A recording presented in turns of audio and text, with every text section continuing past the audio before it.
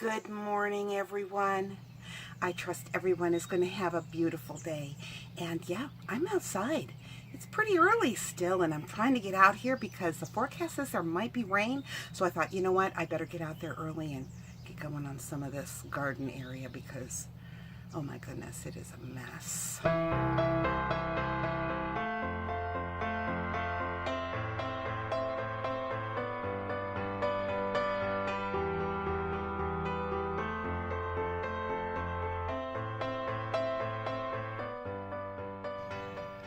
But even though I am standing in my backyard, I'm actually going to go out front and start raking out some of that area there. And yeah, because that's kind of what everybody sees first. So I just thought, you know what, I'm going to get this raked out because it's really all it needs is just a good raking. And then I will move back here and get things going on here. But anyways, I hope that everybody wants to join me for a little bit of my day. And I will talk to all of you in just a little while. Well, I got to tell you, my back hurts. Yeah, what can I say? That was a lot of raking, but I did get it done. And right now what I'm doing is something that I should have done probably about a week and a half ago. Yeah, and that was to start my zucchini and my yellow squash. Yeah, I forgot all about it. And unfortunately for me, all I have available is some plastic cups. So I've stuck a couple holes in the bottom, and I really don't like using these things because they're so just environmentally awful. But this is what I had, so this is what I'm going to use. Anyways, I will show you all the raking that I did. And one thing you have to realize is that this is also in the one part where the horses and the buggies and all that went into our land in order to log it last year. And so there is, yeah, it's a mess. Part of it is really a mess. My husband and I are going to, I mean, we've got it all raked up, even the grass area. I mean, there's no more grass, it's just dead, but hey, it is what it is. But anyways, I'll show it to you in just a little while because, yeah, I'm going to get this planted. I just thought that I would show you what I worked on all morning long that caused my back to hurt. And yeah, it's this area here. What it is all these woods are in front of our house. And our driveway goes down the side of our property, as you can see it in the background. And what I chose to do is to make like a garden that separates the dividing of the yard from the woods. And that's why everything looks very natural still. You'll see like that log there. It's just been left there. You'll notice that there are lots of dead logs actually, and there is trunks of trees and all that. But what I needed to do is go out here and I needed to rake away all the leaves from the plants that are beginning to come up. And there's hosta in there, there's wild geranium in there, there's a lot of different plants that I don't even know what they are because they were given to me. And yeah, so every year I just plant a few more things that are given to me in here, and eventually my goal is to just have it all filled up with all these beautiful plants. But I want it to look as natural as possible. So, you know, we go around here, and as you can see, like I planted that burning bush, and I planted the pine bush back there, but here's more hostas. And that dead looking thing is not dead. It is a Rose of Sharon. It just takes a very long time for that to start to actually come, you know, into bloom at all, even to get leaves.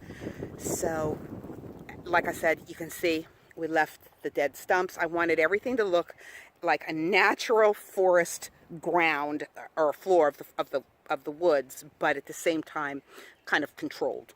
So this is my garden, and if you see in the background there that white stone, that is where my dog Maxwell is buried. And I'm going to go in the house and I'm going to put his little memorial plaque that I had gotten right there where that stone is. But this is the area that I was doing, and it goes all the way down actually. Now this is the widest part, but if you look, oh, almost tripped. If you look now, see, it's just a normal, it's just a normal amount of, you know, 3 feet out from from the log. What I did is I kind of took dead logs, well actually my husband did, and placed them there kind of like as a border for me so that I could kind of have a visual of where it stops and started. So yeah, that's kind of what I've been doing, and wow, let me tell you, look at no grass. This is the area that the Amish was going in and out of to log. So yeah, I got all that raked up, and now we're just going to have to get some seed and reseed, because a lot of this area is where, like even here, was all grass, but they had the cut trees, the logs laying here, and so the grass just ended up dying because it laid here as they did it, because it took them like 6 weeks to do it. So it just ended up killing the grass. So yeah, we got a little bit of work to do, but I just feel better because my garden is done.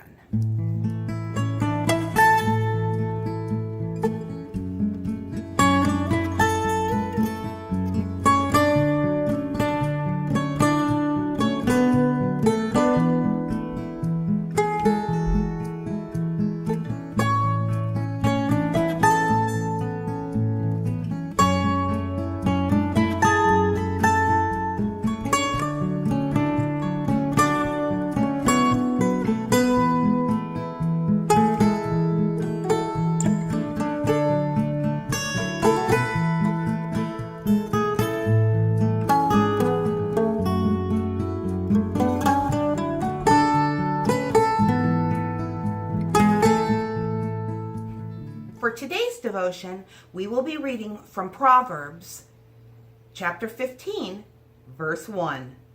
A gentle answer turns away wrath, but a harsh word stirs up anger.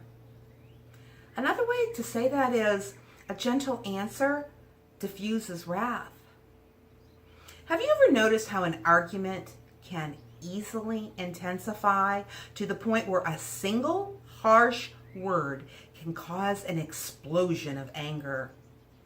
And when that happens, the words said are often causing a great deal of sorrow and regret. But a gentle word, spoken in kindness, with love, can remove the fuse and prevent an explosion. By doing this, it allows those who were arguing to step back, take a breath, and avoid saying things that they'd regret. In a passage that was dealing with some trouble between believers in Philippians 4:5, Paul advises to let your gentleness be evident to all. And in Colossians, he lists gentleness among the qualities with which we should clothe ourselves, as we're told in Colossians 4:12, as God's chosen people, holy and dearly loved, clothe yourselves with compassion, kindness, humility, gentleness, and patience. And in 1 Peter 3:4, we are told that a gentle spirit is very precious in the sight of God. Unfortunately, today, many people scorn the quality of gentleness because our times have become infected with a belligerent and obnoxious spirit, preferring confrontation and a harsh demand, and then a merciless fight. In the book, Grace for the Moment, Max Lucado offers a pledge that I think we should all make for ourselves. It says, nothing is won by force. I choose to be gentle. If I raise my voice, may it only be in praise. If I clench my fist, may it only be in prayer. And if I make a demand, may it only be of myself. Jesus is a gentle shepherd who tenderly cares for his sheep.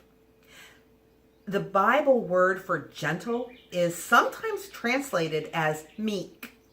And being meek is probably not something most people want to be known as, because for many, meekness sounds like weakness. But true gentleness resembles strength more than weakness. So think about this for a moment. It takes more strength to be gentle than it does to treat others harshly. And with that, I want to remind you, life happens. Let's enjoy it. God bless, and I will talk to you tomorrow.